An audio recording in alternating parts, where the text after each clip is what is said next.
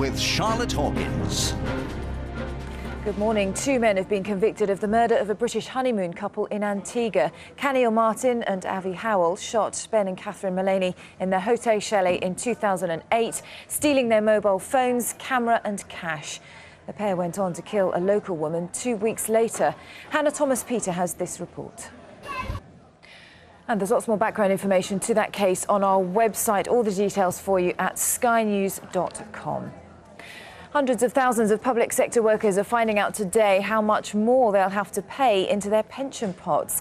Ministers will reveal the precise details later, but there are already reports that some might have to find an extra £3,000 a year to secure their retirement schemes.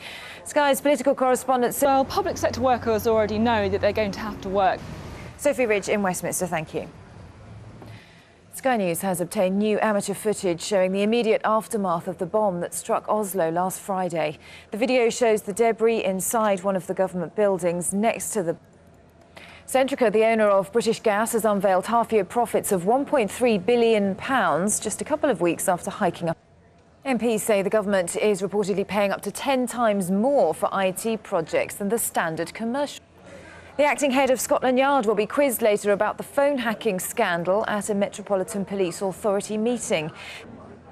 The first B-Sky B board meeting since News Corporation decided to pull out of its takeover deal is due to take place this afternoon in London. The hotel maid who's accused Dominique Strauss-Kahn of attempting to rape her has met prosecution. A tropical storm in the Philippines has killed at least 31 people. China says the rail crash that killed 39 people last week was caused by design flaws in signal equipment. The government is due to publish new plans outlining a tougher approach to tackling organised crime, while at the same time reducing the cost to the taxpayer. It comes as new figures show more than £1 billion worth of cash and goods were seized from criminals in the UK last year. Lisa Dowd has the details. This is Sky News. Coming up next in sport, we'll have...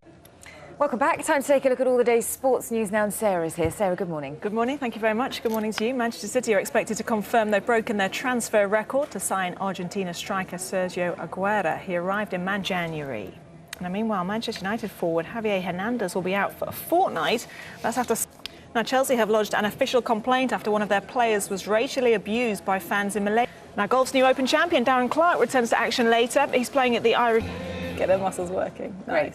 Sarah, thanks very much for that.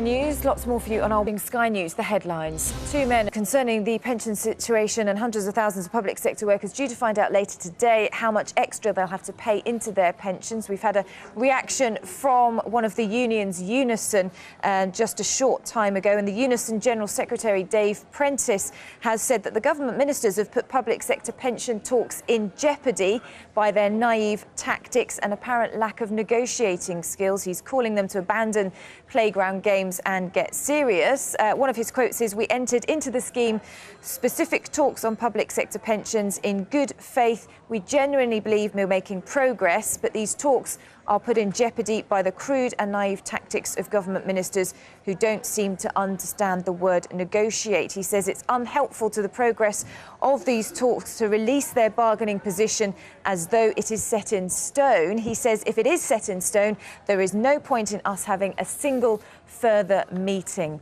And another quote that he says concerning the ongoing talks, and he says the union argues making people pay more, work longer for a smaller pension is unnecessary, unjust and unworkable, and he warns that people will leave the schemes if they become too expensive and they collapse. So that's in the last few minutes a reaction from one of the unions, Unison, to the news that hundreds of thousands of public sector workers will be finding out today just how much extra they have to pay for their pensions. But we'll have plenty more reaction to that story as the day progresses.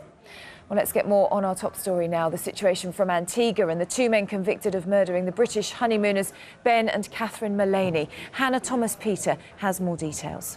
From Greater Manchester Police, they've just announced they're investigating a burglary at the home of a serving officer in which a memory stick was stolen. The burglary happened in the Oldham area back on the 17th of July. Now, the memory stick contained information about Greater Manchester Police operations.